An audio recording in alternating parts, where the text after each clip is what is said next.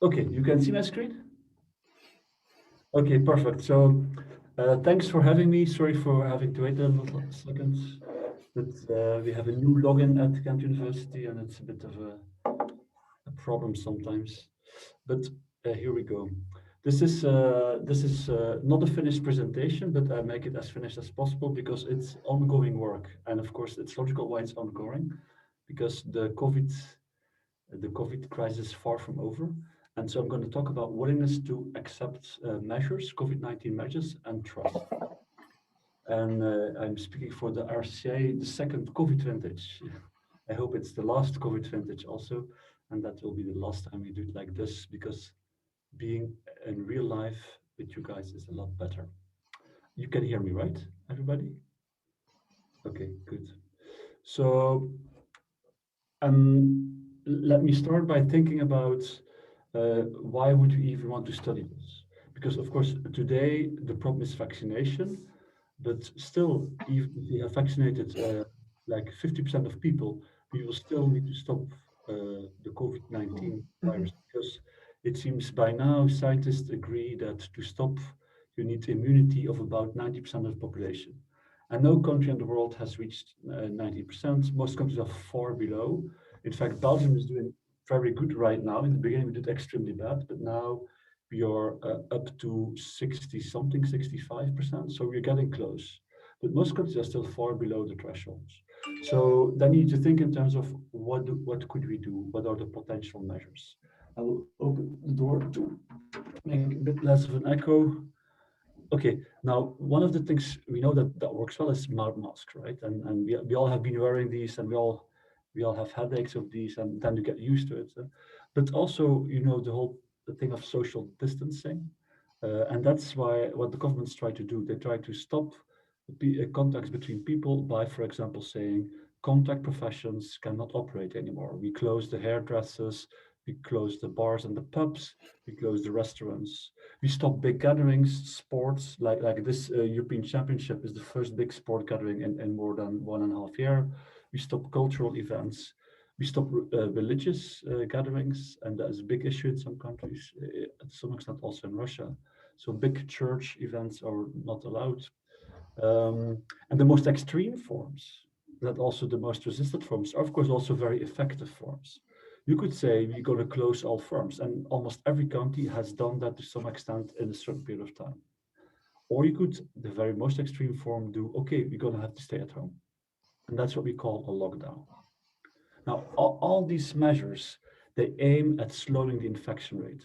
And if you think as a scientist, as a virologist, this is about R. And R is what we call the reproduction number. So let me talk about R. What is R? Well, imagine you have one person that is infecting other persons. So in this figure, you see one person is infecting two other persons. And these two other persons are again infecting other persons, infecting in total four persons. And these four are again infecting, and so on. And so this is a situation where R is 2. And then you get something very exponential. So you see in 15 periods, and the periods are very short in COVID, right? In 15 periods, you would, starting from one seed, you would have more than 15,000 people infected. So that's why R is so important. That's why social distancing is so important. If you can make sure that one infected person doesn't infect two others, but only one other, or maybe 0.9 others on average, then if it's one, it will be flat. If it is less than one, in fact, it will go down the line. So the blue line is now exponential. And this is the thing with infections and with contagion. These viruses have exponential phases, and it's all about reproduction number. It's all about trying to limit the amount of people one person can infect. Because if you can't do that, things go out of hand extremely quickly. In 1 month, something that seemed like dormant can be very explosive. And that's the problem with this kind of pandemics or in general contagion cases. The problem is that people really can't think like this. We are not trained to think in exponential growth. We are trained and naturally gifted in a way to think in linear terms. So people just can't grasp how quickly things can get out of hand if you don't respect these measures. And this is one of the problems. So basically, we have to remember R is the number of infected people by one infected person. If R is larger than one, you get in the exponential phase. This is R2, but even R1 and a half is pretty bad, actually. It gets very, very quickly very exponential. So basically, what we really want to do with all these measures, uh, some very mild, some very harsh, is keep the R below zero. And that's what scientists do all the time. They do all the time tests and they try to estimate the R, predict the R. If they see the R is way above one, they make the measures harsher.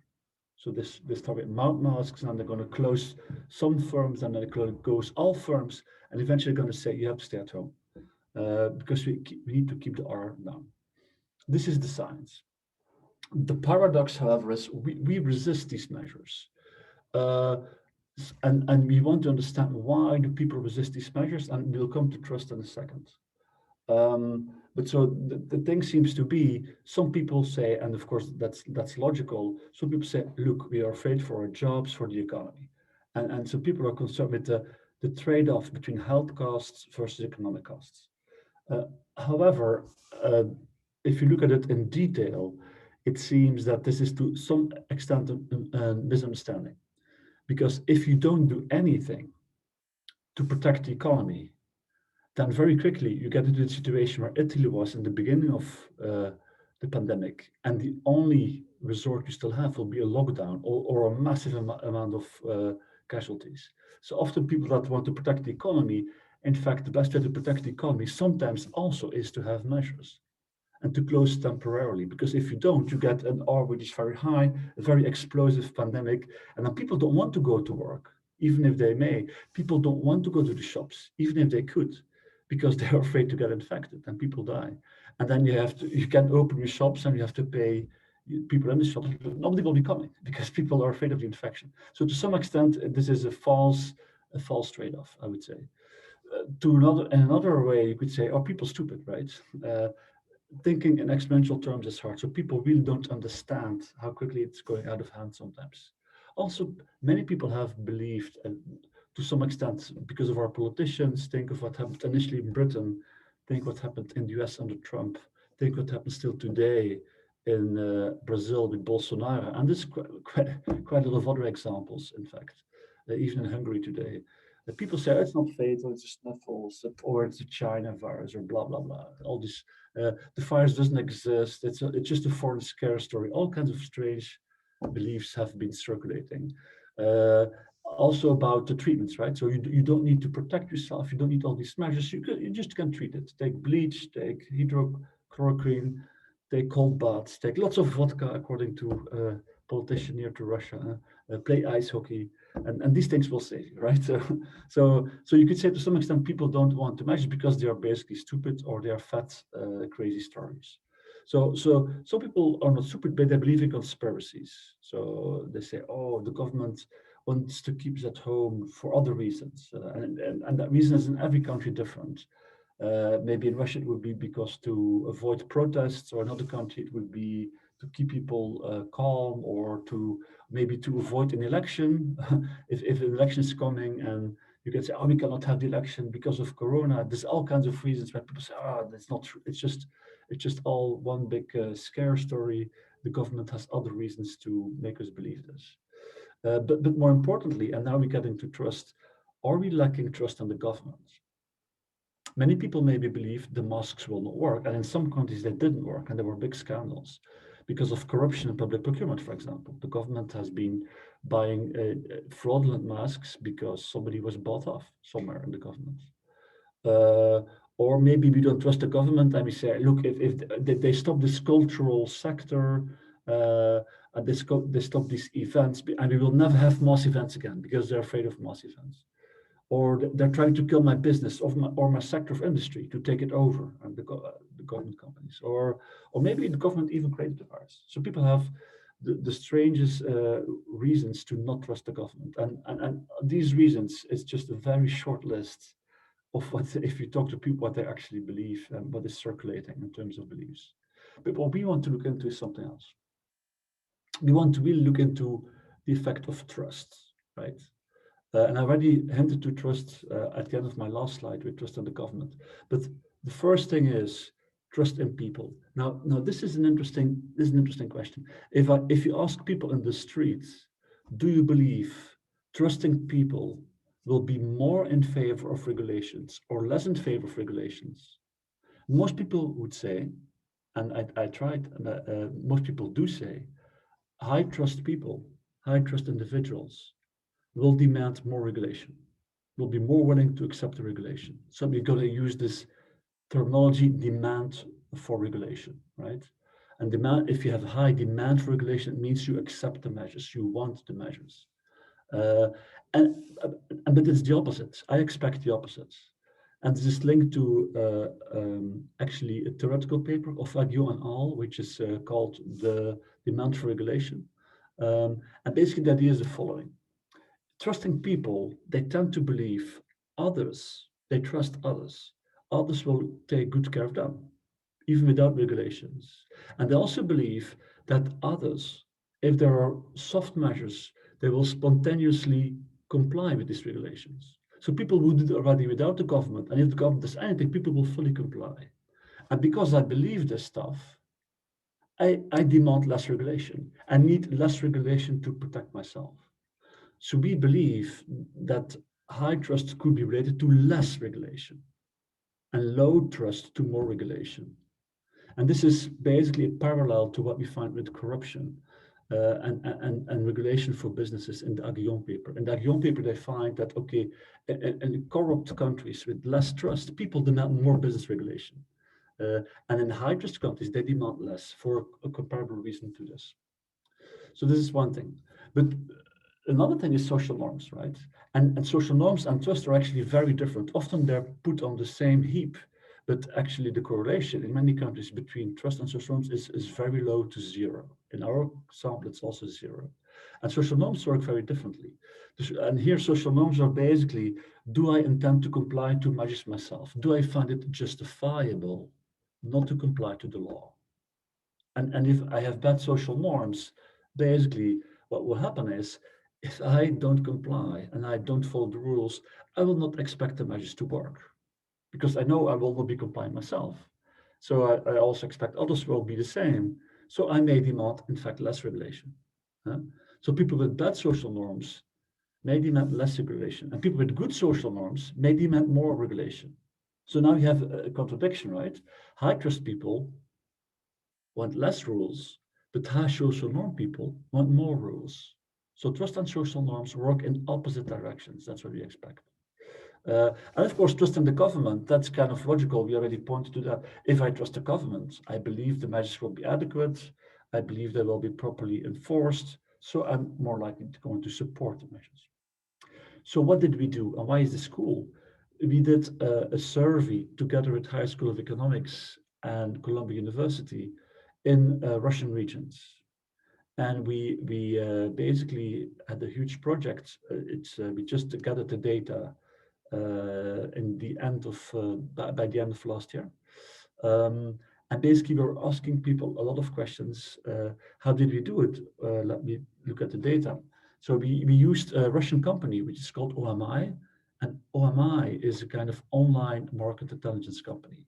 And it's a bit like an Amazon Turk type company. So they have a kind of fixed panel of people that cooperate and they get some money for it. But for every individual task or survey, some people have to apply and then they get paid. It's in Russia the most reputable firm for online polling. The reason why we took them is because they have coverage all across Russia. And so this is very nice. And you can ask them to put a representativeness criteria in place. So you can ask, okay, we want representativeness in terms of age cohorts, enough young people, enough elderly people, because it's of course online. We want enough representativeness in terms of gender, because OMI is mostly polling women, because it's about marketing, and so mostly women who are buying. So we want enough men. We want also enough people without education, because in these because companies that do marketing want, of course, people with income, and so these panels tend to be a bit biased towards people with education. So we want enough people without education to be representative of Russia, and this company allows us to do this. So it's a stratified sample, and that's nice. In the end, we have 61 federal subjects. The remaining subjects were just too small for OMIs. And in Russia, you have about 80 plus subjects, but many of the subjects are very, very small and very remote. So, and 61, basically, there we have all the subjects that are sizable to some extent. And these 61 federal subjects, they comprise 1,621 localities. These are like cities or small villages or all that stuff. And we have 23,000 respondents. Of course, not for every question, as sometimes people drop out and so on and so on. So not for every analysis we will be able to use the full 23, but mostly we can. To make sure the answers are not just cheap, we have fraud scores. So to make sure that people don't optimize their answers or do random stuff. And we also have 3 attention checks. So we smuggle in questions that test whether they're actually attentive, paying attention, not just being too fast or just clicking, just to earn the money. And if they fail the attention checks, we can wake them up or we can drop them. So we are pretty convinced that we have 20,000 responses that are of high quality. So and that's on this data we start to do things. So let me look at a few of the questions we asked. This is a form of summary statistics. So one of the questions we asked is, in general, how stringent should be the measures imposed by the government, state, to contain the spread of the coronavirus infection? So this is basically our basic demand for regulation question. We also have this question specifically for subclasses of measures, but this is like the general question. So basically here we're asking, what is your demand for regulation? How stringent should the measures be?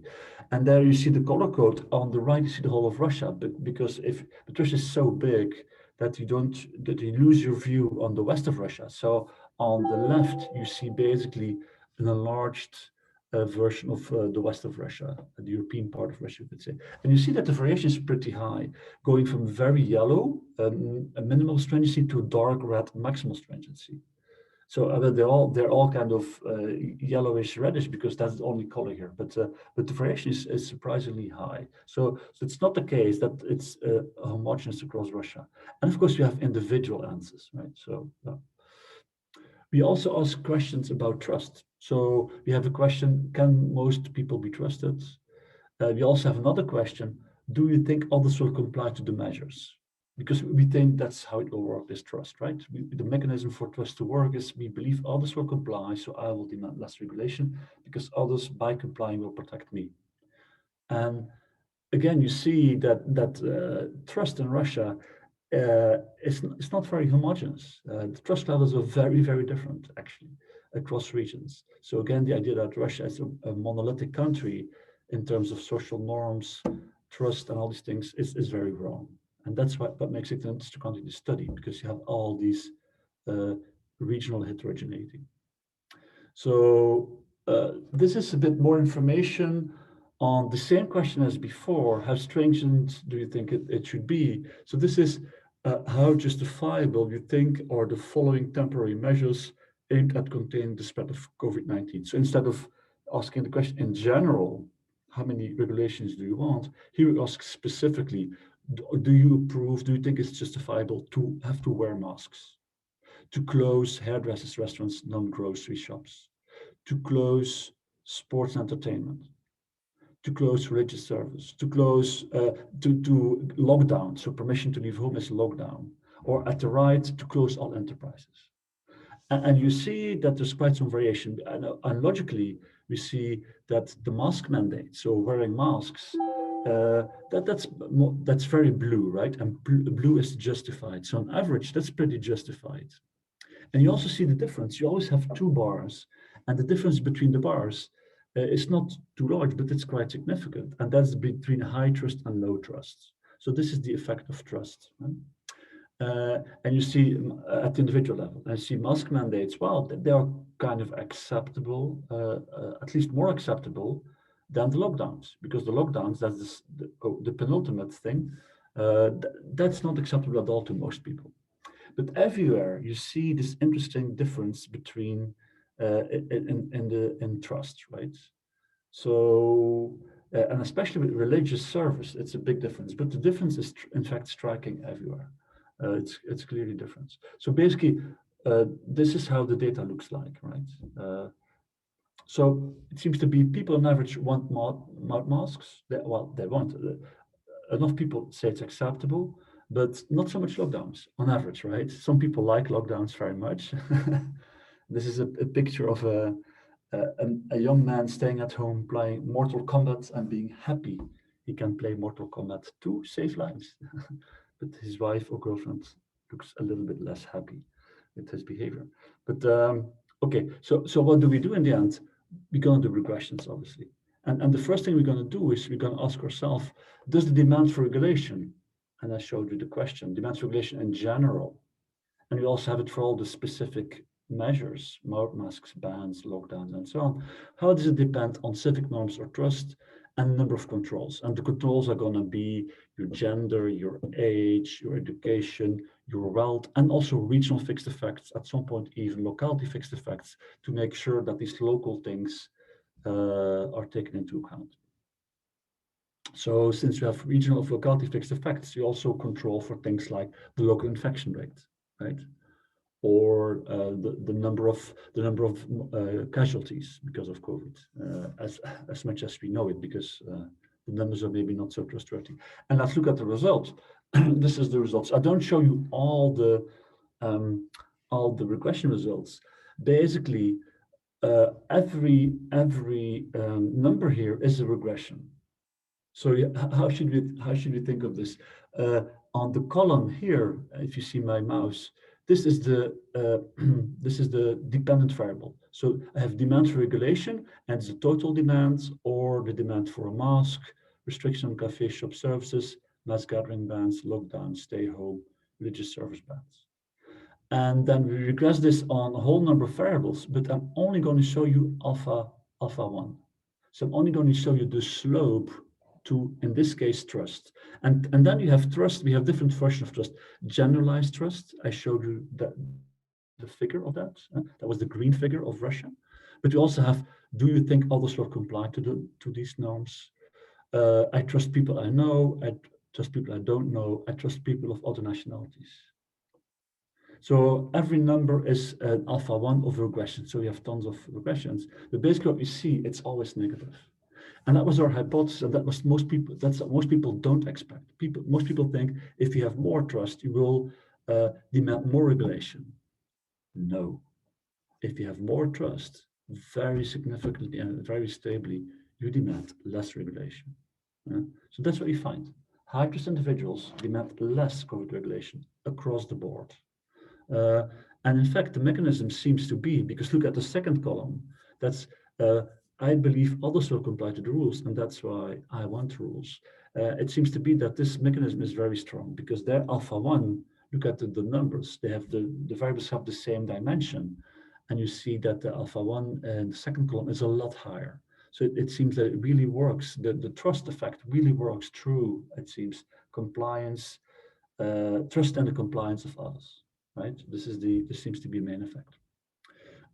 Let's take it. So basically what you could do, you could put all these numbers here in this left column, the generalized trust column.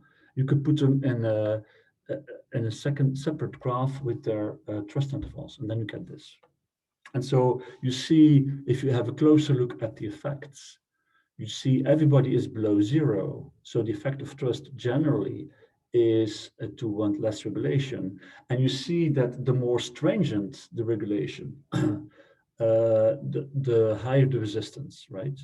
But this is not totally true, because look at the ban for leaving the house, the lockdown, which is the most stringent. It's not so big. It's -1, 0.23. And one of the biggest one is the ban on attendance of religious events, and also sports and entertainment. And you could say, in a sense, A religion looks a lot like an entertainment activity.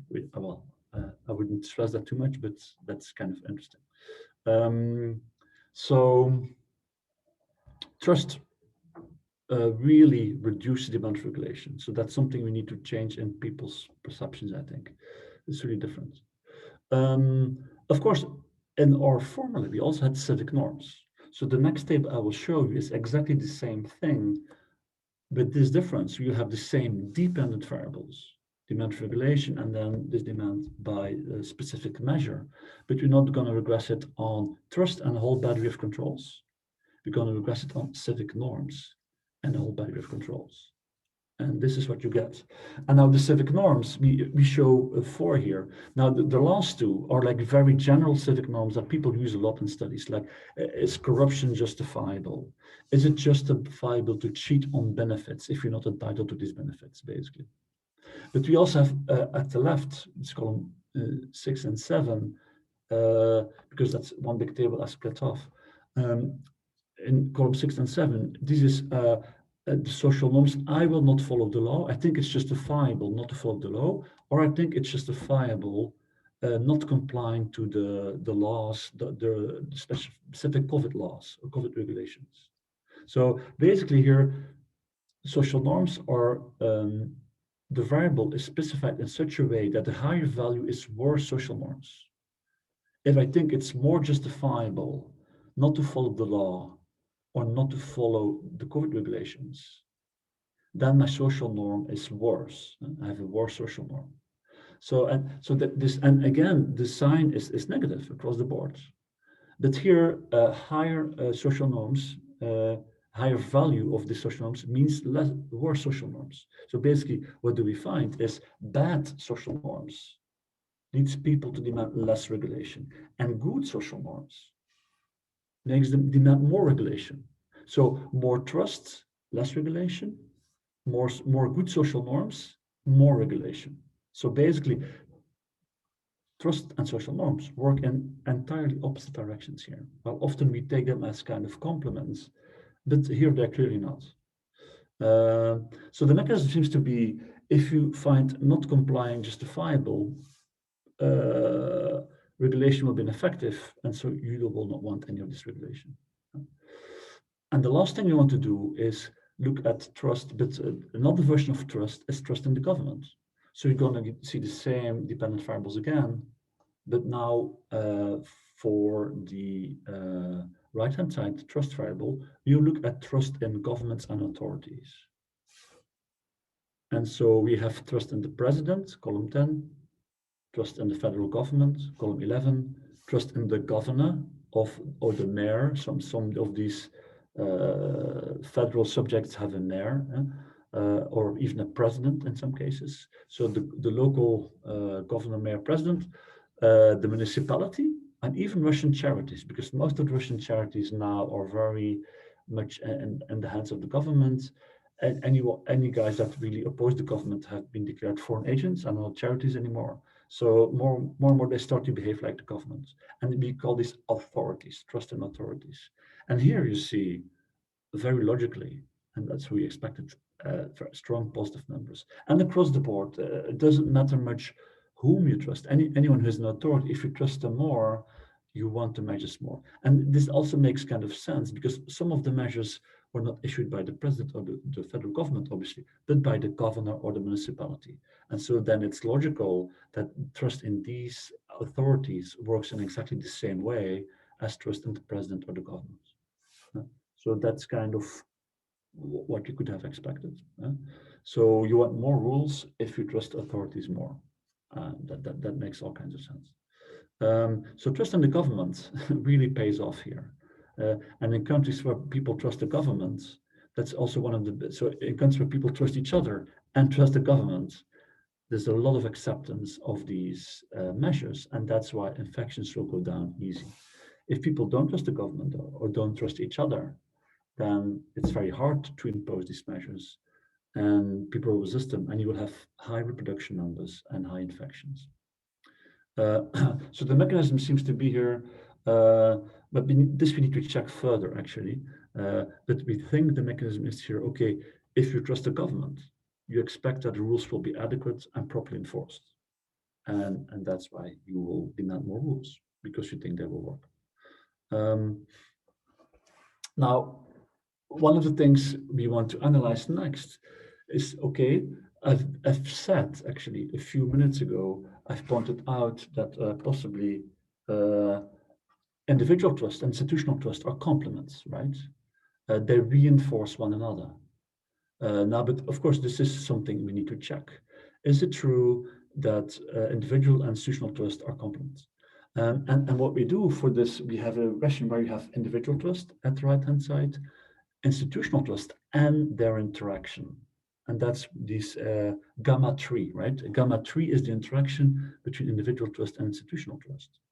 And what we kind of want to see is whether this has any effect at all.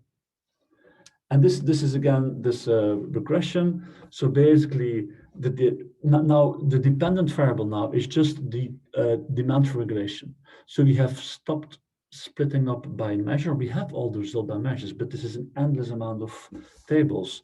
So forget about all the specific measures, and let's focus now on the total demand for regulation. And okay, we will regress it on trust. So we have two panels, panel A and panel B. Panel A looks at generalized trust, and generalized trust is then this, do you generally think most people can be trusted, right? And this compliance of others is, do you trust others will be complying to the regulations? So we have panel A, panel B, and panel A and panel B differ in the way we measure trust. And then every of these panels have these columns, and that's how we measure institutional trust. And so we regress demand for regulation on generalized trust or compliance of others in panel B, on institutional trust, and there you see the 5 columns: president, government, municipality, or NGOs, non-governmental organizations, and you have the interaction between the two. And you see the interaction across the board is positive.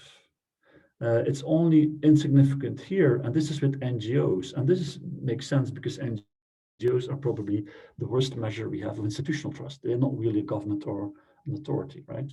But it seems to be that indeed these things work nicely together. So it basically means that so in general, if you trust a lot, you demand less regulation, but trust in the government mutes this effect. And that's the positive interaction. The more you trust the government, the weaker the effect of generalized trust on the demand for regulation. So this negative coefficient in the first line of panel A and panel B is getting muted by the interaction in the third line of panel A and panel B. If you look at the kind of, so we focus on this, right? This is positive. What we could do is we could show it in a kind of figure, the effect, because it's very hard to think about interaction effects in tables. So let's take predictive margins of this. And basically what you see here is you see the effect basically in the 3 dimensions, right? So you have on the standing axis, it's your prediction of demand for regulation. So it's the demand for regulation thing between just non-justifiable and fully justifiable, right? And so that's what we see here. And it's more and more justifiable, right? And you see at the line axis, you see trust in the president of Russia. So this is the predictive margins of only column 1 of the table, right? The first column where you have institutional trust measured by trust in the president. And trust is like a 1, 2, 3, 4, 5 variable, as we always do in this kind of surveys. It's 1, 2, 3, 4, 5 variable, or maybe sometimes a 1, 2, 3, 4 to 7 variable. And then what you find here, okay, this basically shows you the difference between high trust, the blue line, and high trust, the red line, and low trust, the blue line. So this is the negative number we had, right? We have found consistently that high trust people demand less regulation. So basically, that's the red line lying below the blue line. High trust, red trust demand less regulation than the low trust, the blue line. So that's this demand regulation difference in high low trust individuals. But what we see is that this difference between the two lines diminishes if you move to the right. And moving to the right is increasing trust in the institutions. So basically, the earlier effect we had of individual trust on demand for regulation is in fact conditional on institutional trust. And we see indeed that if you trust in the president is complete, if you really have high trust in the government, then there's in fact no difference anymore, no significant difference anymore between high and low trust individuals. So the difference really comes if you don't trust the government. If you don't trust the government, high trust people that don't trust the government, they demand less regulation because they expect, okay, even without government, others will protect me. But if you trust the government, everybody wants the regulation, no matter what your trust is, basically. So individual and institutional trust, they kind of interact in interesting ways. The same is true if you think about fear. So one of the things we also have measured is how afraid you are of the virus. Because of course, if you think you can't get it anyway, or you have immunity, or you're so healthy, or it's all a fake, you're not afraid of the virus because you think you won't get it. So, and I'm not going to show this regression because that becomes a very convoluted regression, but I'm just going to show you the predictive margin. So here we try to think about how fear affects your demand for regulation. And of course, we see in this result that if so all the lines are going up, right? The predictive margins. I will talk about the colors in a second. But basically, if you look from at the bottom axis, it's at the left, not afraid at all, at the right, very afraid. And you see all the lines go up. So this is the predicted effect on demand for regulation. So basically, the slope says more afraid people demand more regulation. And that makes all kind of sense. That's exactly what we expect. So now let's focus, now that we know this basic effect, fear makes people want to have more regulation. Let's look at the effect of trust in the government, right? And again, we take trust in the president, but it's pretty much the same, trust in the government or trust in the governor. And if you take this effect, look at the colors. The bottom colors, blue and red, or the blue is don't trust the president at all, and the red is trust the president a bit. And then the green one is at the top is trust the, well, is kind of green one at the top is trust the president completely. And the 3 and 4, the other green and the orange are like in between, or 3 and 4. And so you see in the beginning, there's a huge difference between people that that trust the president and people that don't trust the president. So if you're not afraid of the virus, if you think, oh, all will be fine, then your trust in the government is very important. If you trust the government, you will still say, okay, I trust the government, the measures will be fine, let's comply. Even if I don't think I will get it, I'm not afraid, but I will do it because I think if the government tells me to do it, probably I need to do it, right? Even if I don't think it's good for myself, maybe it will be good for others. Yeah? So in the beginning, demand for regulation really depends on trust in the president, right? If you don't personally fear COVID, it doesn't matter at all, you see. So if you don't fear COVID, it shouldn't matter at all. But the president really determines the effect. That's a huge blue line, right? But at the end, it's very different. If you fear COVID, so these are the people that are very afraid of COVID, then it doesn't matter whether you trust the president or not. You will take the rules. So basically, what we see here is that fear overrides even low institutional trust. If you get people afraid enough, they will want the regulation, they will want the COVID measures, even if they don't trust the government. So we see here that in terms of demand for regulation, fear overrides low institutional trust, which is interesting. Oh yeah, well, it was late at night, so I had to amuse myself. Now, one of the last things we want to do is look at ethno-linguistic or ethnic fractionalization. And what is the idea? Okay, but let me first talk about the idea. The idea is there's a famous paper in Journal of Public Economics, I think, of Yegorov, Makarin, and Nikolopov. Yes, And basically what they look in fact in Russia, in the United States, on the effect of fractionalization. And their story is, okay, what role could fractionalization play in, and they look in fact at social self-isolation. They don't look at demand for regulation, look at self-isolation. And basically they ask themselves, okay, what could be the effect of ethnic fractionalization? Right? The idea is very simple. I trust people of my same ethnicity that they, in their evaluation of whether or not to follow the measures, they will take me into account because they care about me and I'm of the same ethnicity of them.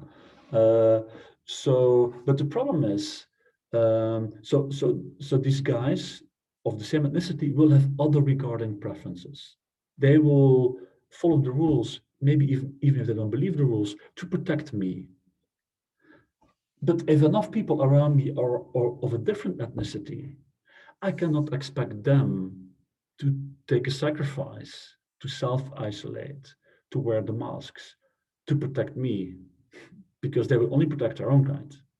So that means the more fractionalization you have in a society, the more likely you will have to protect yourself, because you cannot rely on others to sacrifice themselves to protect you.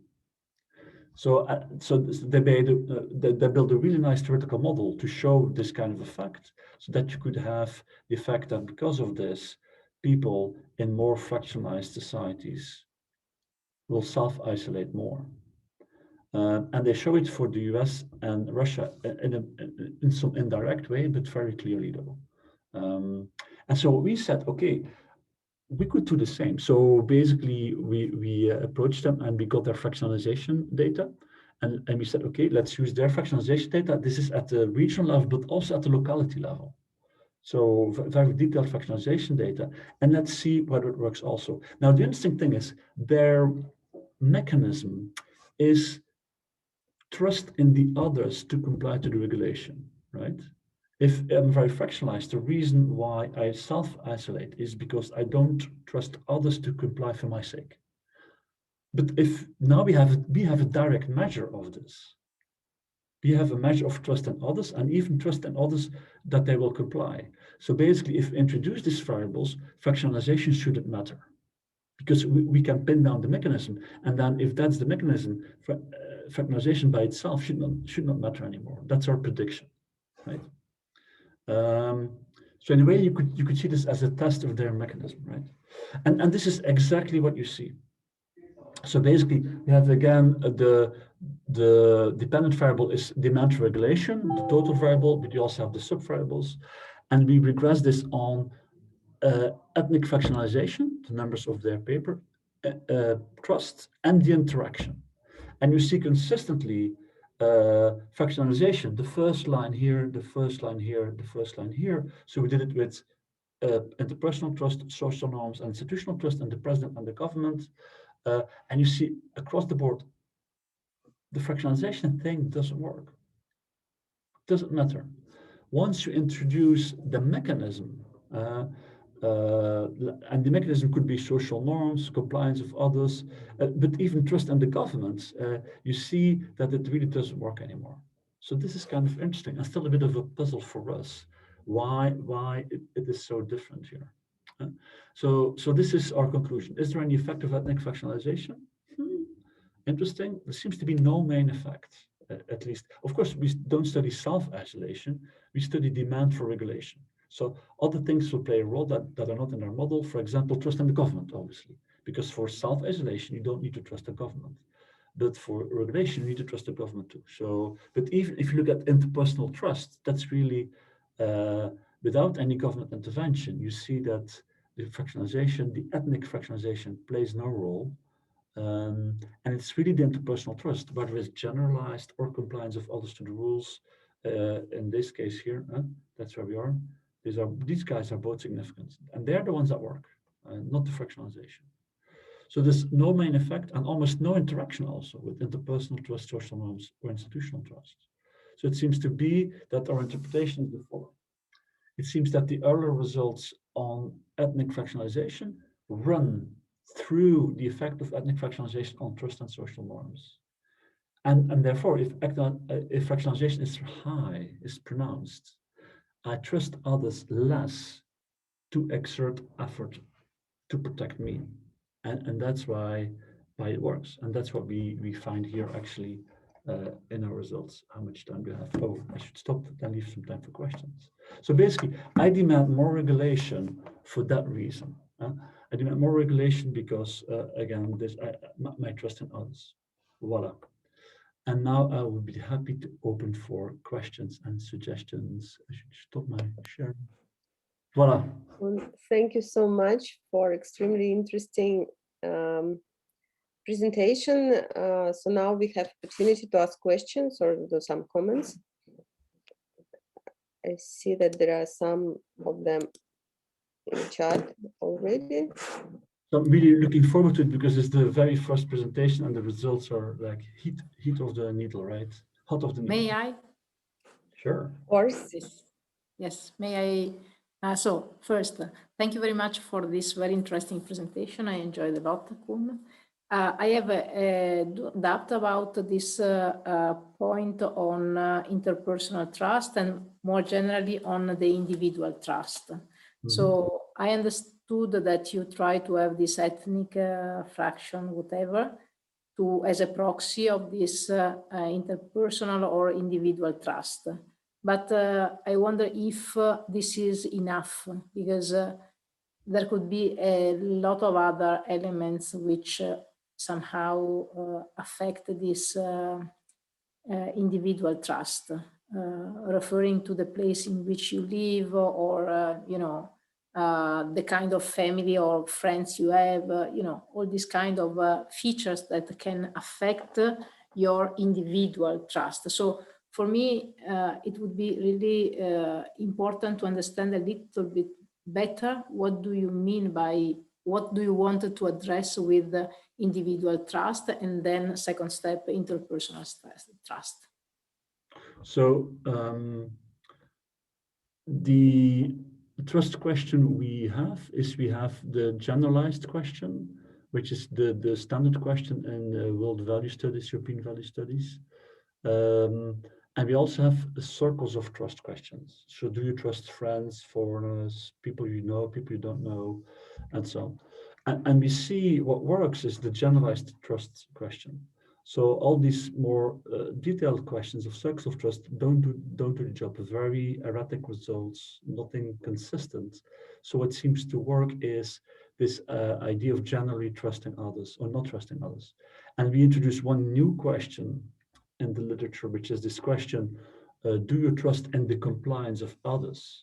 Because this is a very specific context, the COVID regulation. So basically pinning down the mechanism. Let's ask people about how much they trust others will comply.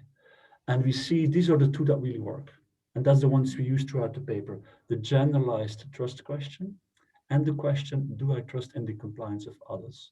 And they reduce the demand for regulation, not increase as most people would expect if you ask them. And even many academics, they reduce the demand for regulation very consistently, very significantly. And also economically a sizable effect in a way. With the ethnic fractionalization, or what was our intention, there's this published paper in Journal of Public Economics that does something like we do. They don't look at demand for regulation, look at self-isolation. And what you see is, in their paper, they say it's ethnic fractionalization, but the mechanism, the thing they use to explain the result, and the thing that also works in their model is true trust. And in fact, trust in the willingness of others to protect you yourself. So in a way, trust in the compliance of others, right?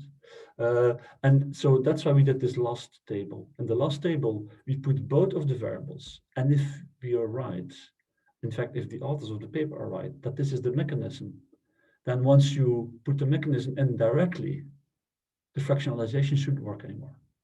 Because you have the mechanism, it works through directly. And that should kind of close down the fractionalization channel. And we see it does. Fractionalization kind of disappears from the results. And the only thing that works in these interactions with fractionalization is the trust itself, or the trust and compliance of others itself. So that was our intention, in a way, to kind of pin down how fractionalization really affects this whole business. Thanks for the question. Thank you, Koen. Thank you very much.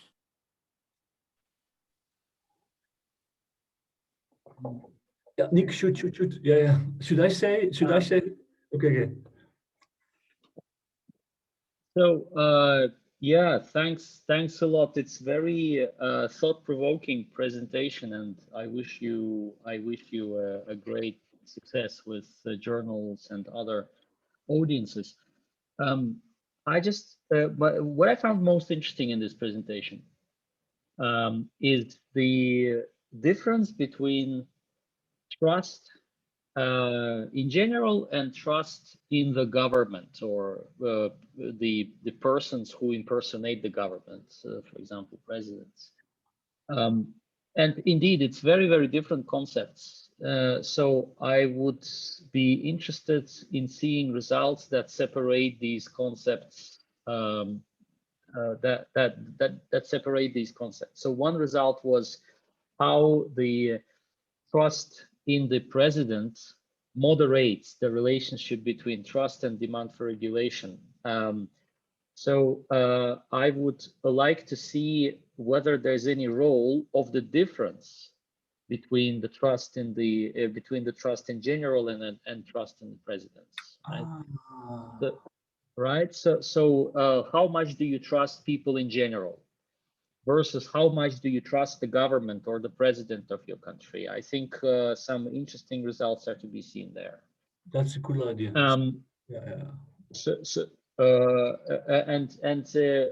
For me, well, it was my earlier question, but I deleted it since in my records because it was kind of answered by the moderation table.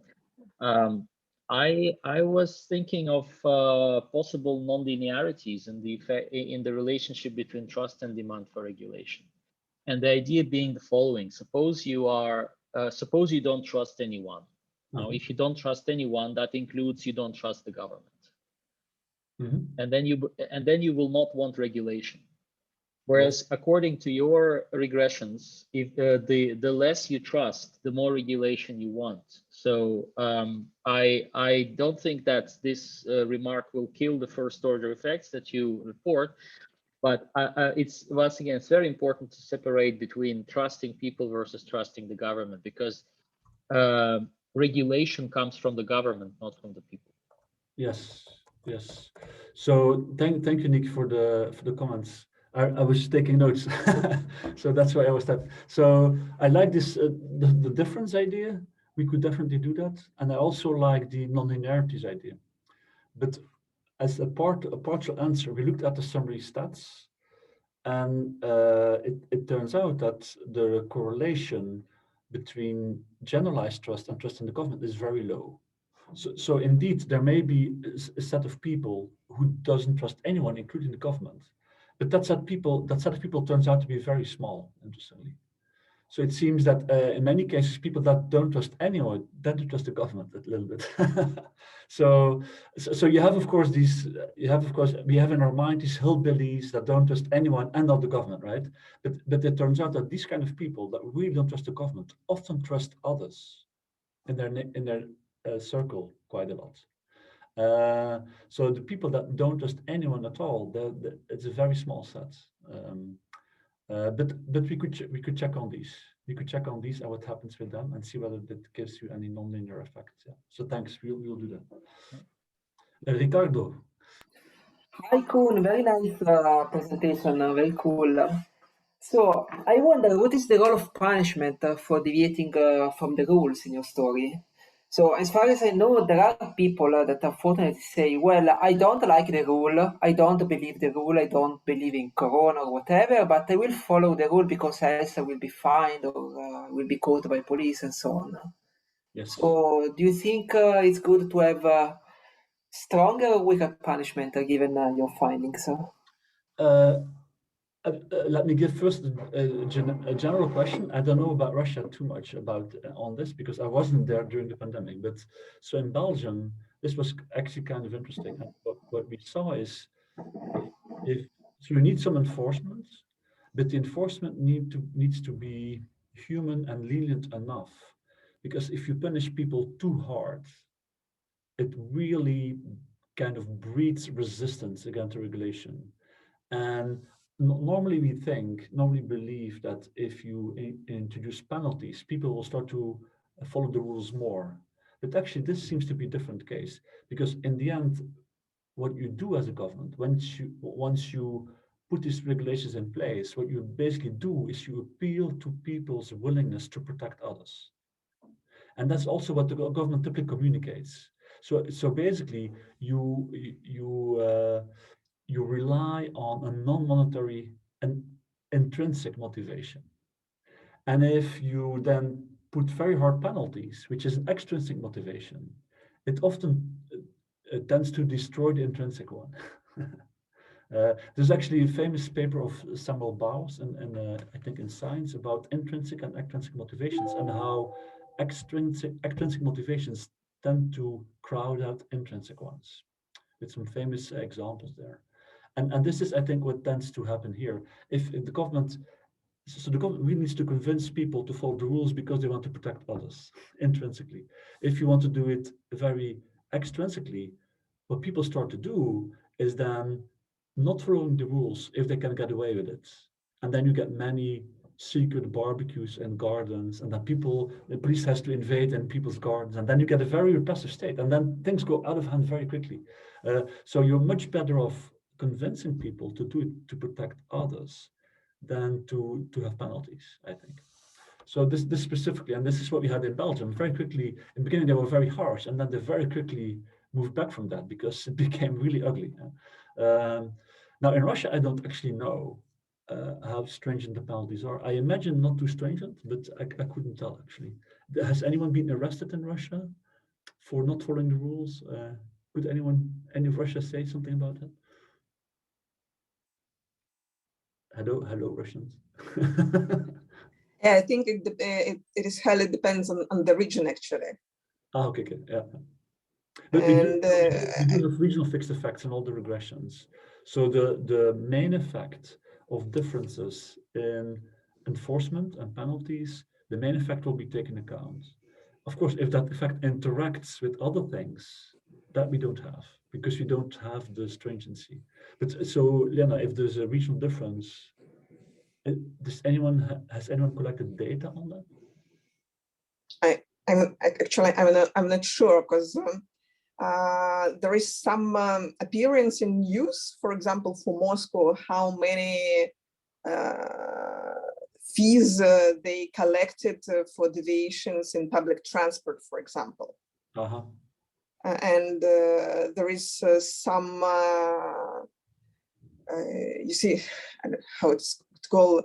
Alexei Zakharov, he has the track about how many people is really wearing mask in Moscow public transport, and do they really face during the trips anyone who is checking for these masks and so on.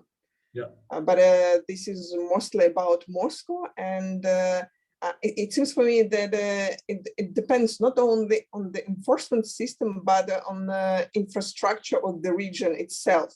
Because in Moscow and St. Petersburg, for example, you have underground, and there is a big difference about how you could check in underground and, for example, normal public transport like buses and so on. And but also if you just observe to an extent people following the mask mandates, it doesn't tell you anything about enforcement per se, because that's like an equilibrium outcome, right? This is both the result of people wanting to wear the mask and the government enforcing it. So if you really want to get to know whether the government enforces it, we need to find something about government actions or something like that, or not the result of it. Actually, it was my question, because we don't know what other questions do you have in this questionnaire, and I'm wondering, is it possible to build a bridge between the demand for the regulation and actually the willingness to follow this regulation? Do you have any questions that could touch this? Because I think it is really interesting. Yes, yes, yes. That's what we call the social norm question. So the social norm question is, how justifiable do you think it is not following the law? But also, how justifiable you think it is not following for yourself. It is not following the COVID regulations.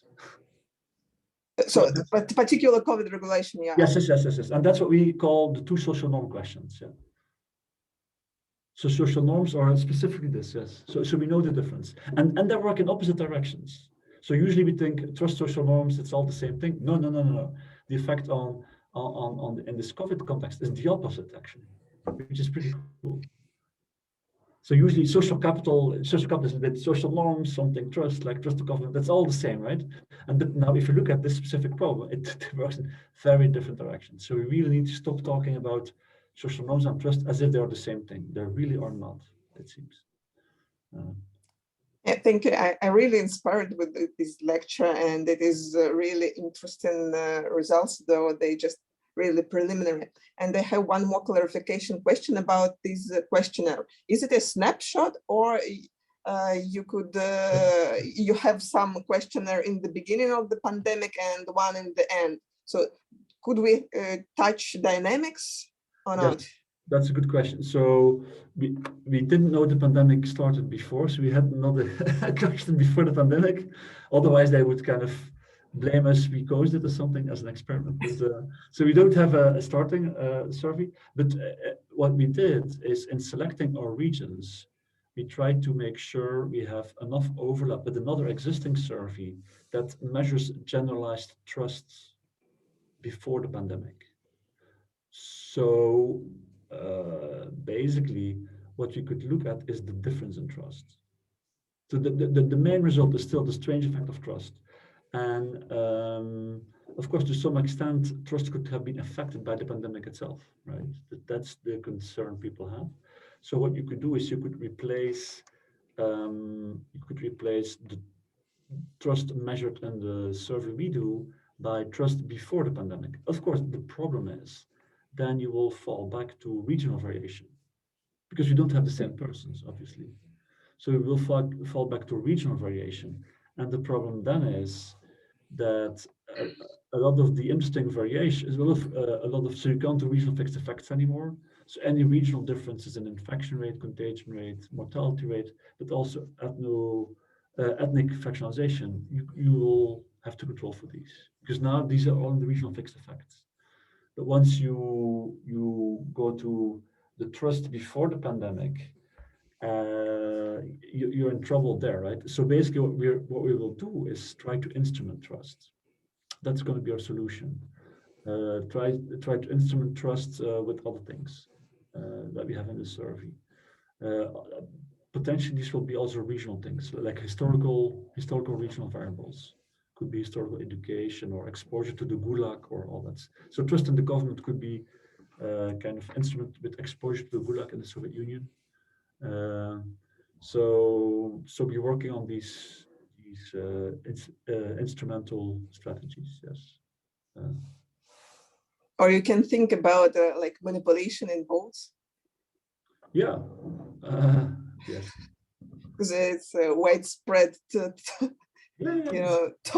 topic in Russia, for example. This estimations that in some regions you have more manipulated outcomes, and in some regions less manipulated outcomes. Because I think that actually the main point about the trust in authorities, let's say in general, here during pandemic is highly correlated to what was going on in the region and what actions actually they try to do. If they introduce, for example, lockdown, whether they gave appropriate support for those who suffered mostly. And it is not easy to track all these issues for each region. Mm-hmm. But at some extent, I think it is possible to collect on a regional basis some information. Maybe not even include in the regressions, but to build a picture and a story. Why do we have such interesting stuff?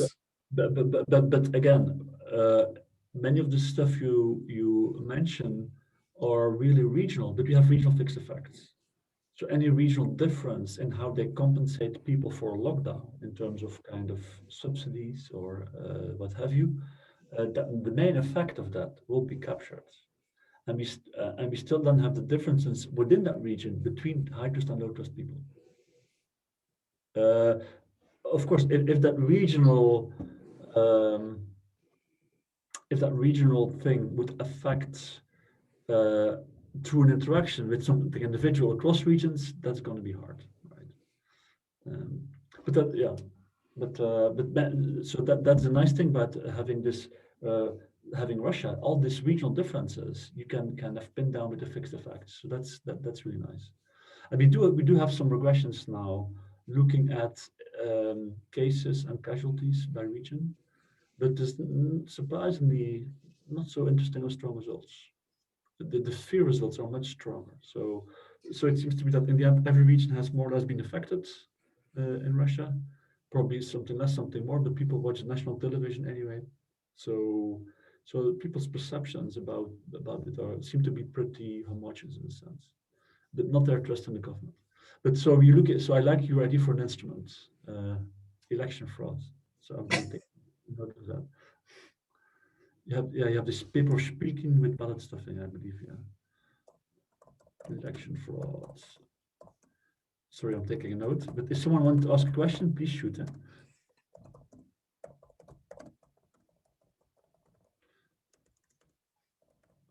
Right. Okay. So Thank you very much, Koen. Thank to everybody for this very interesting discussion. So we have 15-minute break before starting presentations of our participants. So at 12:30 we wait, 12:30 Moscow time, we wait for all of you here again. Пока.